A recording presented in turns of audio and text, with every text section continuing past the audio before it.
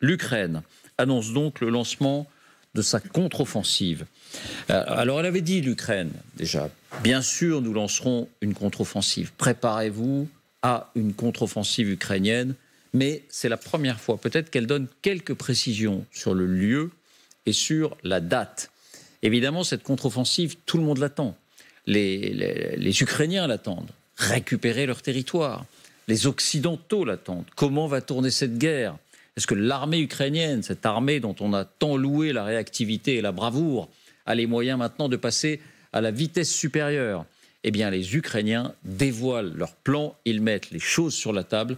D'abord, voyons ce qui a été dit et par qui précisément. Voici les indispensables avec Fanny Veil.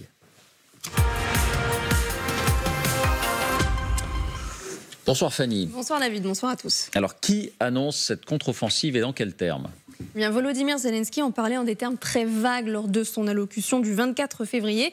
Mais ces dernières heures, c'est Oleksiy Reznikov, le ministre ukrainien de la Défense, qui a dévoilé le projet en donnant même plusieurs précisions. Avec une formule pour les résumer, nous avons un plan, dit-il à nos confrères du Point dans une interview publiée ce matin. Et il précise, il ne s'agit pas de désir, mais d'un vrai plan pour libérer tous les territoires temporairement occupés, la Crimée incluse. Bon, première question, quand ? À quelle date cette contre-offensive pourrait-elle commencer ? Eh bien, la réponse est directe, au printemps. Ce printemps, déjà, nous allons assister à un tournant positif, dit encore Oleksiy Reznikov au Point. Autrement dit, la contre-offensive est susceptible de démarrer dans 3 semaines, dès la fin du mois de mars. On peut aussi raisonnablement imaginer que les Ukrainiens attendront pour cela les nouvelles livraisons substantielles, notamment de chars légers et de chars lourds. Deuxième question, où aura-t-elle lieu ? Eh bien, il y a plusieurs hypothèses. Mais là encore, les Ukrainiens, en l'occurrence le numéro 2 du renseignement militaire, Vadim Skibitsky, semblent dévoiler leur carte. Enfoncer un coin dans le front sud, dit-il. L'idée serait de descendre dans la région de Zaporijia, vers le sud. Ici, cela permettrait de scinder les troupes russes en deux. D'un côté, à l'est, le Donbass. De l'autre côté, celles qui sont dans la région à l'ouest de Kherson. Et par la même occasion, ça permettrait de couper les lignes de ravitaillement qui transitent vers cette même région de Kherson. Cette contre-attaque, elle pourrait même être appuyée au même moment par une contre-offensive venue cette fois de l'ouest. Et ici, vous le voyez, les Ukrainiens franchiraient le Dniepr pour avancer vers les lignes de défense russes. D'après l'état-major ukrainien, les Russes qui sont d'ailleurs présents dans cette zone autour de Kherson se préparent d'ailleurs déjà à s'enfuir vers la Crimée au sud, justement par peur d'une contre-offensive ukrainienne sur leur front. Alors, sur la carte que vous nous montrez, on voyait la ville de Mariupol, qui serait donc tout proche de cette zone où la contre-offensive se déroulerait. Et depuis quelques jours, cette ville est le théâtre de mystérieuses explosions. Est-ce que ceci a un lien avec cela ? Eh bien, en tout cas, d'après les renseignements britanniques, il y a eu ces 6 derniers jours 14 explosions au total dans cette ville même de Mariupol et dans ses environs proches. Où exactement ? Eh bien, dans des endroits stratégiques. L'aéroport transformé en cache de munitions, une aciérie qui sert de base militaire à Moscou ou encore des dépôts de carburant. Ce qui inquiète Moscou, c'est que ces explosions inexpliquées se produisent dans une zone qu'elle avait précédemment évaluée comme étant au-delà de la portée des capacités de frappe ukrainiennes, nous disent les renseignements britanniques. Mariupol est effectivement à 80 km au sud du front. 80 km, c'est justement la portée des HIMARS bridés fournis par les États-Unis avec certains missiles. Donc oui, la tentation existe d'y voir la préparation de cette contre-offensive, mais il est bien sûr difficile de l'affirmer avec certitude. Merci Fanny. Alors première question, Général Trinquant, pourquoi, quand on prépare une contre-offensive, l'annoncer avec tambours et trompettes, en donnant même des indications sur la date ? Bien sûr, c'est le printemps, c'est long le printemps. Mais malgré tout, et sur le lieu. Alors c'est ce qu'on appelle probablement de la déception. Souvenez-vous qu'en septembre, en août-septembre, les Ukrainiens parlaient beaucoup de l'attaque sur Kherson. Ça ne veut pas dire qu'ils ne l'ont pas monté. Mais ils ont monté une offensive qui allait très très lentement, sur laquelle on n'avait pas d'informations, mais ils criaient partout qu'ils attaquaient Kherson. Et en fait, c'est à Kharkiv qu'ils ont attaqué. Donc, et ils ont attaqué Kherson en novembre, 2 mois plus tard. Oui, exactement. Donc ça veut dire que vous donnez des informations sur une offensive à un endroit, vous les montez à une autre. Alors, il ne faut pas être naïf, les Russes ont aussi un système de renseignement. Donc, il ne suffit pas de le dire pour que tout le monde regarde là et ne regarde pas ailleurs. Ils regardent sûrement ailleurs. Mais il faut effectivement qu'on arrive à concentrer les efforts à un moment et puis arriver à avoir des éléments dispersés qui puissent se concentrer rapidement sur un autre endroit. Donc ça veut dire, là, en l'occurrence, on annonce l'attaque front sud et on peut mener l'attaque front ouest au Donbass. Le front sud, si vous voulez, c'est le front auquel tout le monde pense. Hein.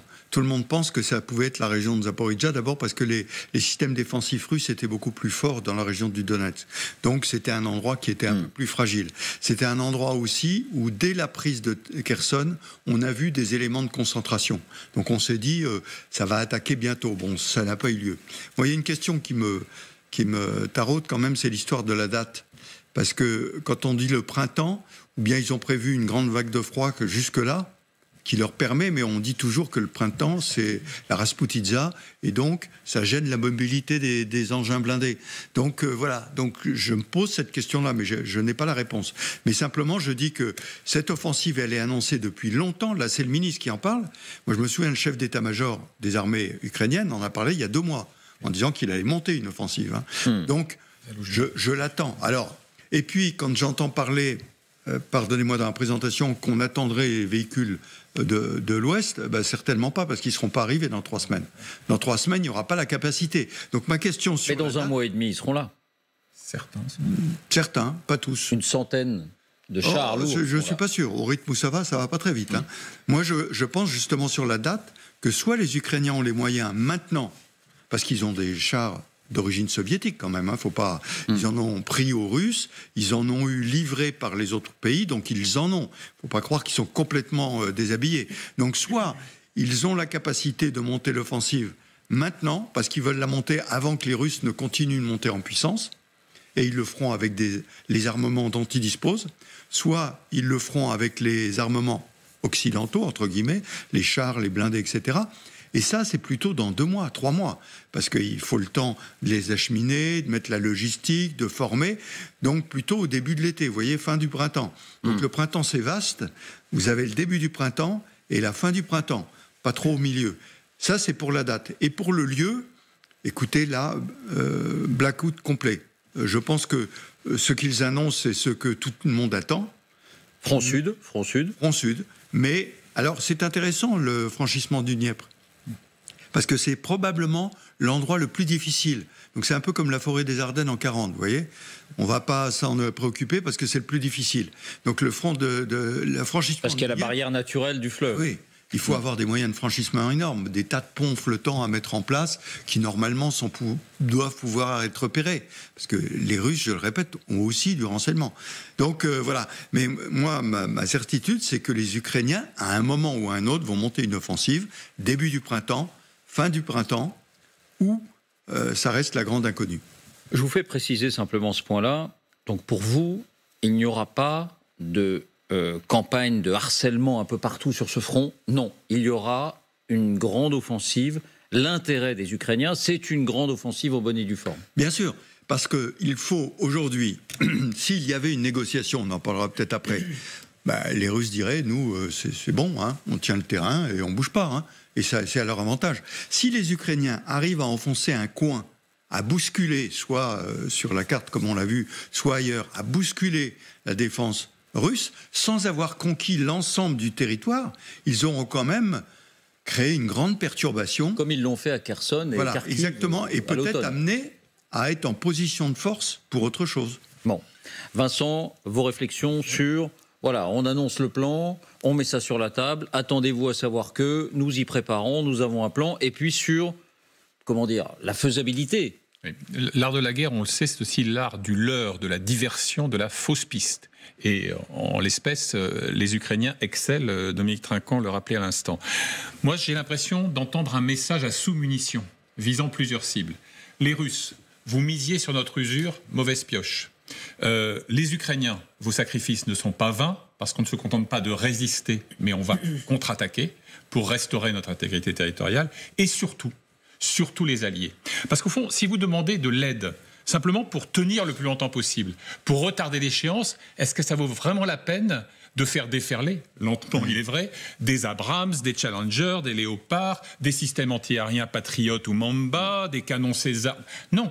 Donc on dit aux alliés que ce n'est certainement pas le moment de fléchir et qu'on se place dans une posture de reconquête et non pas dans une posture de résistance simple. Je crois que c'est vraiment ça le message. Pour favoriser ces livraisons d'armes qu'on demande depuis longtemps. Anne, votre lecture? Oui, moi je suis tout à fait d'accord avec ce que vous venez de dire. C'est-à-dire que pour moi, dans cette déclaration, il n'y a rien de très nouveau. L'offensive ukrainienne, la contre-offensive ukrainienne, on en parle déjà depuis longtemps. Et ça a été annoncé sous une forme ou sous une autre par les dirigeants ukrainiens. Mais c'est une déclaration qui est très importante parce qu'elle donne des messages. Elle s'adresse, comme Vincent Hugeux vient de le dire, à la fois aux Ukrainiens, aux Occidentaux et aux Russes. Et clairement, les Ukrainiens sont très désireux de montrer que leur détermination est intacte, que ce qu'ils veulent, c'est bien de libérer toutes les régions qui ont été occupées et annexées par la Russie, y compris la Crimée. C'est aussi d'indiquer que les livraisons d'armes occidentales vont être utilisées à bon escient et que dès qu'ils auront le matériel dont ils pourront disposer, ils vont lancer cette contre-offensive.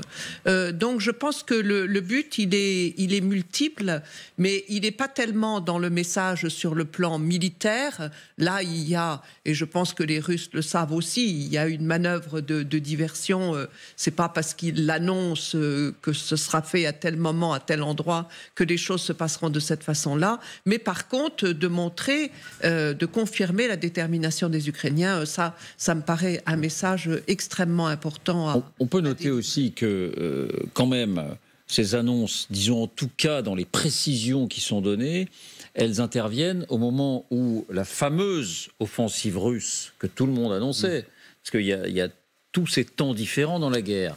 Vous vous souvenez, on annonçait beaucoup la contre-offensive russe. On a été parmi les premiers à dire ici, non, elle a déjà commencé. Elle a déjà commencé, en particulier autour de Bakhmout et sur tout le front du Donbass. Cette offensive russe, il faut bien reconnaître qu'elle piétine.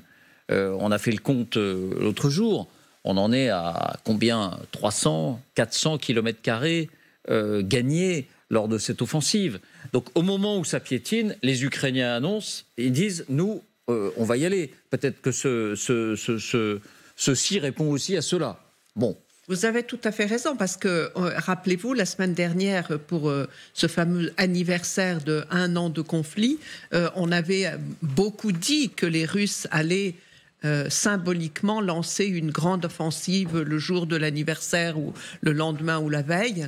Ce qu'on a vu, c'est que rien de tout cela ne s'est produit. Vera, votre sentiment à vous?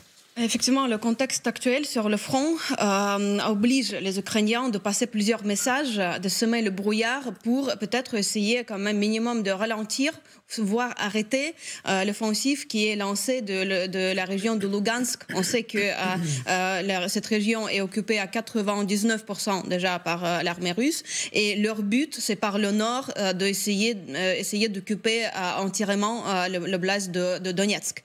Donc bien sûr que lancer l'offensive, minimum la déclarer au sud, ça peut effectivement minimum ralentir. Bon, il ne faut pas que cette message, il faut aussi les autres signes qui vont apparaître comme fiables, qui vont effectivement convaincre l'armée du Kremlin que c'est possible. Mais quand même, ça peut attirer plus d'attention du Kremlin vers cette région. Et d'ailleurs, je voulais aussi souligner que c'est pas que dans cette région qu'il y a maintenant un peu de mouvement. Il y a aussi la région de Tiraspol et il y a les dernières sources qui disent que dans la région de Tiraspol, de Transnistrie.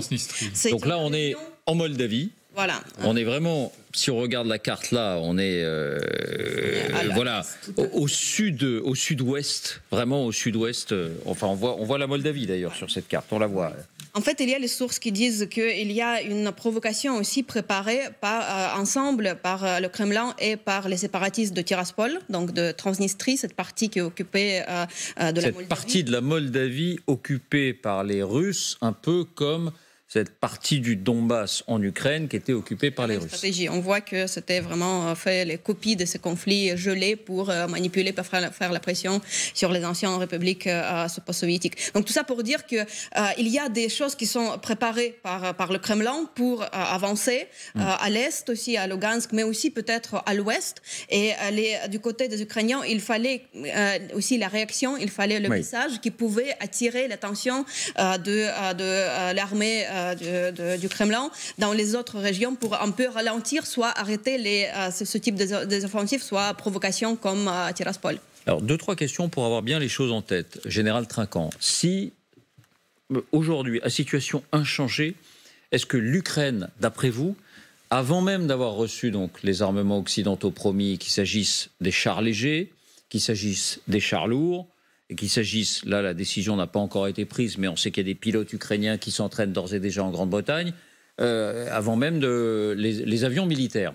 Aujourd'hui, est-ce que l'Ukraine aurait les moyens de lancer cette contre-offensive avec une chance de succès? Je rappelle, entre autres éléments, par exemple, les systèmes de protection qu'ont mis les Russes en place, on va les revoir, mais on les avait largement commentés, ces tranchées avec ces, comment ça s'appelle, les dents de dragon, c'est-à-dire tous ces dispositifs anti-chars qui maintenant s'étalent sur des dizaines, peut-être des centaines de kilomètres, à 20 kilomètres derrière le front. Oui, alors juste un élément avant qu'on n'a pas évoqué, vous avez parlé tout à l'heure des attaques sur Mariupol et des explosions qu'il y a eu là. La zone entre Mariupol et Zaporijjia, sur les cartes, pendant très longtemps, est apparue comme une zone grise. Une zone dans laquelle il y avait de la résistance, de la résistance organisée. Je voudrais rappeler que dans l'OTAN, je l'avais évoqué une fois sur ce plateau. La résistance de partisans ukrainiens contre l'occupation russe. Ouais, c'est ce qu'on appelait dans le principe de l'OTAN les stay behind, sont ceux qui restent derrière. C'est-à-dire que quand les forces ont envahi, il y a des partisans, mais aussi des soldats, dont c'est le métier, qui sont restés derrière pour arriver à renseigner et à détruire, et à faire des destructions. Donc, la zone de la contre-offensive va aussi être tributaire de ça, c'est-à-dire du renseignement qui va être donné, et des actions qui pourront être faites sur les arrières au moment de la contre-attaque. Alors, pour répondre directement à votre question, c'est ce que je disais, moi, les Ukrainiens ont de l'armement. Sont-ils capables de le concentrer à un endroit donné? Vous parliez des défenses. Il faut un barrage d'artillerie absolument fantastique pour faire sauter toute cette défense, faire sauter les mines, faire sauter les dents de dragon, etc. Mais ça, quand les gens vous parlent, je regardais un texte qui vous parlait, c'est pas possible, ils peuvent pas avoir un rapport de 1 à 3, etc. Sur une zone de 20 km, ils peuvent très bien l'avoir. Ça ne veut pas dire qu'ils l'auront sur les 1000 km, mais sur 20, 30 km, ils peuvent avoir un rapport de 6, 5, 6, 7, en concentrant tous leurs moyens. Aujourd'hui? Oui, bien sûr, ils peuvent le faire.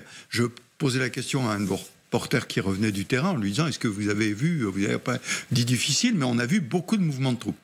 Beaucoup de mouvements de troupes, ça veut dire que y a pas mal d'éléments d'artillerie en particulier qui sont concentrés sur une zone sur laquelle ils concentreront les feux pour briser la défense russe et permettre une avancée. Et deuxième question, est-ce qu'une telle contre-offensive ukrainienne est envisageable sans une coopération étroite avec les moyens de renseignement en particulier occidentaux et, comment dire, les conseils en stratégie occidentaux? Alors moi, je crois de moins en moins aux conseils en stratégie occidentaux donnés. Les Ukrainiens sont parfaitement capables de le faire. En revanche, qu'il y ait concentration de tous les moyens de renseignement, oui, parce qu'il faut tout avoir sur le terrain, dans les airs, partout. Et là, c'est sûr qu'ils ne vont pas faire une offensive sans demander est-ce qu'on peut avoir les dernières images satellites et jusqu'à la minute où on attaque. La minute où on attaque. Donc oui, concentration des moyens de renseignement. Maintenant, je pense qu'ils sont parfaitement capables de monter une offensive tout seuls. Et ça ne veut pas dire qu'ils n'en parlent pas à des conseillers qui leur disent « Ah ben c'est une bonne idée, oui, vous feriez mieux de faire ça. Tiens, vous avez besoin de ponts flottants, on en a 2 en spare derrière, on peut vous les envoyer. » Enfin, des choses comme ça. Mais je pense que l'offensive, elle est plutôt comme ce qui s'est passé à Kharkiv. Ne nous leurrons pas. À Kharkiv, ça a été une offensive montée par les Ukrainiens. Montée par les Ukrainiens, peut-être avec le renseignement occidental, mais en tout cas, il y avait à ce moment-là pas les armes occidentales. Vincent. La culture militaire russe est toute en verticalité. On attend que le grand chef ordonne, instruise, décide. La culture militaire ukrainienne, on l'a vu à l'œuvre depuis le début, elle est toute en horizontalité. On laisse beaucoup d'autonomie aux chefs de régiment, d'unités, etc. Donc on n'a pas besoin d'avoir un instructeur américain, britannique ou français qui lise les cartes au-dessus de votre épaule en disant c'est là qu'il faut attaquer. Ils n'ont pas besoin de ça. Ils ont effectivement besoin de cet appareil de renseignement. Un petit mot très bref sur Mariupol et ses explosions suspectes. N'oublions pas que Mariupol apparaît pour les Russes comme la vitrine d'une forme de reconstruction. Il y a des quartiers, mais qui sont en fait assez bidons, avec beaucoup de défauts de construction et réservés d'ailleurs à la nomenclature locale. Et puis aussi, Mariupol, c'est quand même la seule ville significative, qu'ils ont conquise et qu'ils n'ont pas reperdue ensuite. Kharkiv, un fiasco. Kherson, ils sont partis. Donc si vraiment cette logique partisane, maquisarde quasiment, fragilise le racisme Mariupol, c'est un élément absolument crucial. Mais il est vrai qu'on ne doit pas sous-estimer la consolidation qui a été attestée par des mouvements d'unités spécialisées, la consolidation des lignes défensives russes dont Dominique fait un travail énorme. Ouais. Je vous donne la parole, Vera, mais simplement sur Mariupol, votre conviction, c'est qu'il s'agit d'actions de partisans. Il s'agit d'actions de résistants, entre guillemets, ukrainiens à l'occupation russe. Ce n'est pas les batteries HIMARS qui sont en service, qui sont en marche, parce qu'il y a 80 km de distance, et les batteries HIMARS peuvent en théorie aller aussi loin. S'il y a confirmation de tout ou partie de ces 14 explosions, l'une portant sur un dépôt de carburant ou deux, l'autre sur des dépôts de munitions, c'est presque l'archétype d'une initiative de type partisane maquisarde. Un peu comme ce qu'on voyait en Biélorussie tout à l'heure avec l'opposition biélorusse. Oui, Vera. Je voulais juste compléter effectivement votre analyse parce que j'ai des témoignages de Mariupol directement de la part des ouvriers russes qui ont été envoyés là-bas effectivement construire dans les chantiers les immeubles. En fait, ils avaient un choc de voir que la population locale n'était pas contente de les voir parce que la propagande russe leur racontait en Russie que vous allez reconstruire la ville, on a libéré de nazis, blablabla, on sait le narratif du Kremlin, mais sur place, les ouvriers étaient choqués que les locaux, en fait, les détestaient, il y avait une hostilité énorme, et du coup, ça nous montre aussi que de la part des Ukrainiens, il y a sur le front aussi les partisans qui vont effectivement les aider, même peut-être ils ont commencé déjà à les aider, et ça renforce encore une fois ce que l'Ukraine peut faire pour récupérer ce territoire. Bon, vous voulez ajouter quelque chose, Anne ?